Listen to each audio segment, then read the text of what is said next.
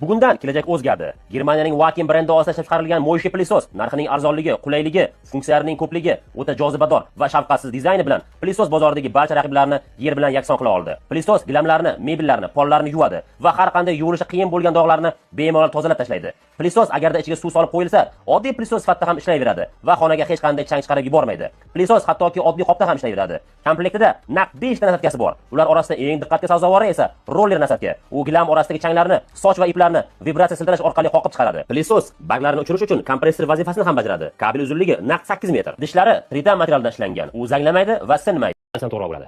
Davlatda xuddi shunaqa pilisoslar 300 dollar, 500 dollar bo'lgan.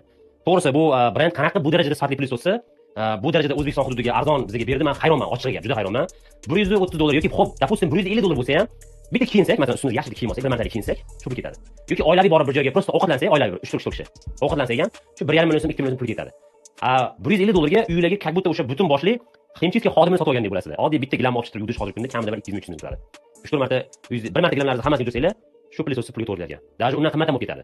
Ya'ni agarda pilisos to'g'ri foydalansa, вообще dahshat cho'tki narsa, qisqasi pullarga achmaysizlar. Faqat to'g'ri foydalaninglar, mazza